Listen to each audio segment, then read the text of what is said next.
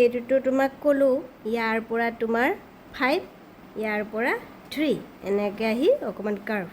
তো এই ছেকেণ্ড লাইনটোত খুব প্ৰব্লেম হয় এই ছেকেণ্ড লাইনটো মই আকৌ ভালকৈ বুজাই দিওঁ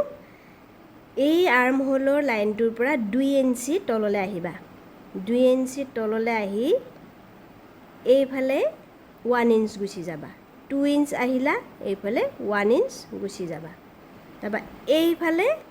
হাফ ইঞ্চ গুচি যাবা এইফালে হাফ ইঞ্চ গ'লেও হয় যদি বাছটো মানে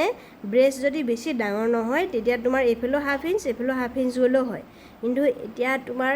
অকণমান বেছি কাৰ্ভ লাগে ক'লে এইফালে 1 ইঞ্চ গুচি যাবা ইয়াৰ পৰা ইয়ালৈ 2 নামিবা ইয়াৰ পৰা ইয়ালৈ 1 ইঞ্চ নামিবা 1 ইঞ্চ এইফালে যাবা তাৰপিছত ইয়াত তোমাৰ হাফ ইঞ্চ এইফালে যাবা আৰু ইয়াত তোমাৰ আকৌ এইফালে হাফ ইঞ্চ কি হ'ব টোটেল একো নাই ইয়াৰ পৰা 2 ইঞ্চ আহিবা ইয়াৰ পৰা 1 ইঞ্চ যাবা ইয়াত হাফ ইঞ্চ এইফালে যাবা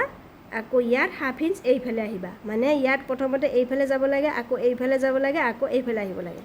তাৰপিছত একা বেকাকৈ মিলাই যাব লাগে তো ইয়াৰ আধাৰ পৰা আহিবা এনেকৈ আকৌ ইয়াক চুব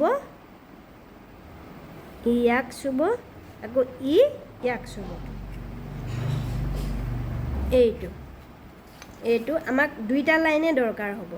এইটো হৈ গ'ল এতিয়া অকণমান কাৰ্ভ দি দিম ইয়াক বেছি জোঙা হৈ আছে এইটো তোমাৰ চেণ্টাৰ ফ্ৰণ্ট প্ৰিন্সেছ এইটো এতিয়া কাটিং কৰি পেলাই